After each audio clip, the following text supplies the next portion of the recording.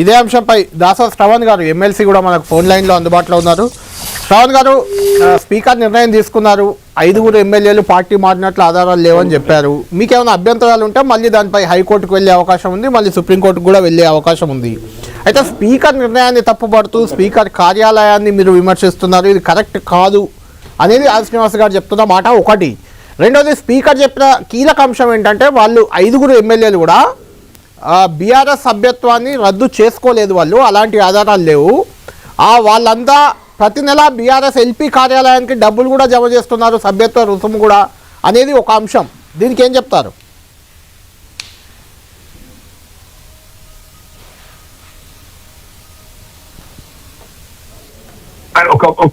ఒకసారి మనం role reversal చేసుకుందామా అన్న? మీరు నేను కాండి, నేను మీరు అవుతా. మీరు నన్ను వేసిన ప్రశ్న నేనే మిమ్మల్ని వేసిన, మీరే బీఆర్ఎస్ ప్రతినిధి అయితే ఏం సమాధానం చెప్తారన్నా? ఇవాళ ఒక దుర్మార్గమైనటువంటి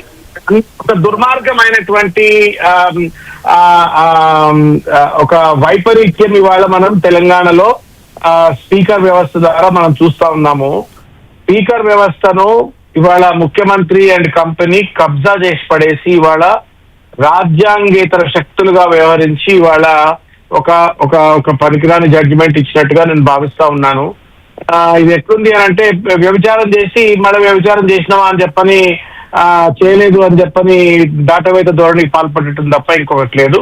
ముమ్మాటికి వాళ్ళు చేసింది రాజకీయ వ్యభిచారము. దాన్ని బాధ్యత కలిగినటువంటి ఒక స్పీకర్ వ్యవస్థ రాజకీయాలకు అతీతంగా రాజ్యాంగాన్ని కాపాడేటువంటి ఒక శక్తిగా వాళ్ళు నిర్ణయం తీసుకోవాల్సింది పోయి, నేను రాజ్యాంగ శక్తిని కాదు, నేను రేవంత్ రెడ్డి శక్తిని అని చెప్పని రేవంత్ రెడ్డి ఏం రాసిస్తే అది వాళ్ళ ప్రసాద్ గారు చదివినట్టుగా అనిపిస్తా ఉంది. ఇది ఒక దుర్మార్గమైనటువంటి సంప్రదాయాన్ని వాళ్ళ తెలంగాణలో రేవంత్ రెడ్డి గారి నేతృత్వంలో కాంగ్రెస్ పార్టీ వాళ్ళ దీన్ని ముందుకు తీసుకెళ్తా ఉంది. దేశవ్యాప్తంగా జై సంవిధానం ఉండాలా, కానీ తెలంగాణకు వస్తే మాత్రం సంవిధానం తొక్కిపడేయాలా, అనగదొక్కేయాలా అని చెప్పని వాళ్ళు వ్యవహరిస్తా ఉన్నారు. కాబట్టి వాళ్ళకి నా అంబేద్కర్ మీద గౌరవం లేదు, నా రాజ్యాంగం మీద గౌరవం లేదు. అదేదో ఫ్లూక్ల అధికారంలోకి వచ్చిన తర్వాత నిజమైన రంగును చూపెడుతూ ఒక నియంతృత్వ ధోరణిని రాజ్యాంగ వ్యతిరేక శక్తులుగా మారి వాళ్ళు పనిచేస్తా ఉన్నారు. దాసోశ్రవణ్ గారు, అంటే మీ వరకు వస్తే మీకు ఇబ్బందిగా మారింది, కానీ మీరు అధికారంలో ఉన్నప్పుడు గత 10 ఏళ్లలో ఎంతో మంది ఇలా చేర్చుకున్నారు. ఒక పాయింట్ సరే, వాళ్ళందరినీ 2/3 విలీనం చేసుకున్నారు, ఎల్పీని చెప్తారు, అది వదిలేద్దాం. ముఖ్యంగా తలసాని శ్రీనివాస్ యాదవ్ని టీడీపీ ఎమ్మెల్యేని తెచ్చి మీరు మంత్రిని ఇవ్వలేదా? అప్పుడు మీకు రాజ్యాంగం గుర్తు రాలేదా? నేను అదే అంటున్నా. నాకంటే తెలుగు కళ్ళలో కళ్యాణ్ గారు, చెన్నమనేని గారు అంటే చాలా పెద్ద మేధావులు, తెలంగాణలో పెద్ద మేధావి జర్నలిస్ట్. మీరు ఇప్పుడు కాంగ్రెస్ పార్టీ 2024 మేనిఫెస్టో గూగుల్లో కొట్టండి, 2024 manifesto of Indian national Congress. నాకు తెలిసి ఇండియన్ నేషనల్ కాంగ్రెస్ INC.com ఏదో ఉంటది, వెబ్సైట్ లో ఇప్పటికి కూడా ఉంటది. గూగుల్లో కొడితే కూడా మీకు కనబడుతుంది.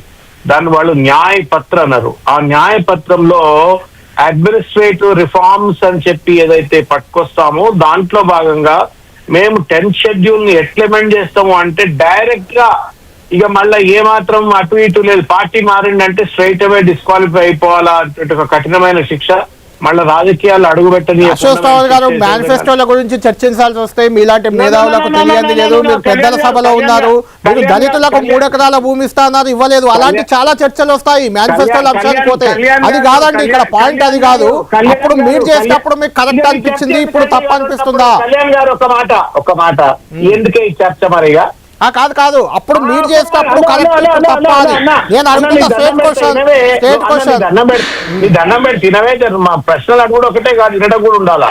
మీరు డివియేట్ చేస్తున్నారు ఇష్యూని. If you are justifying to violate a manifesto, if you are justifying an illegality, allowing the illegality, perpetuating the illegality, and you are saying that దళితులకు 3 మరి కేసీఆర్ ఏమైనా పర్ క్యాపిటల్ ఇన్కమ్ 1,15,000 ఉంటే 3.5 లక్షలు తీసుకోవద్దా అని చెప్పని దాంట్లో రాసిందా? 4.5 లక్షల జిఎస్డిపి ఉంటే 15 లక్షల జిఎస్డిపి చేస్తా అని చెప్పని రాసిందా? ఇంటింటికి మంచినీళ్ళు ఇస్తా అని చెప్పని మిషన్ భాగీరథ పథకం ద్వారా మొత్తం కుండలు పెట్టుకొని రోడ్డు మీద కొట్లాడే మహిళలకు ఇంటింటికి మహిళలు ఇస్తా అని చెప్పిందా? చేసుకుంటే ఆడపిల్లలు ఇల్లు అమ్ముకునే పరిస్థితి ఉండే. షాదీ ముబారక్ పథకం పెడతాను చెప్పిండా? Right. ఇవాళ మాల్ న్యూట్రిషన్ తోటి లక్షల మంది పిల్లలు చనిపోతా ఉన్నారు. చనిపోకుండా కేసీఆర్ కిట్ ద్వారా, న్యూట్రిషన్ కిట్ ద్వారా, కేసీఆర్ కిట్ ద్వారా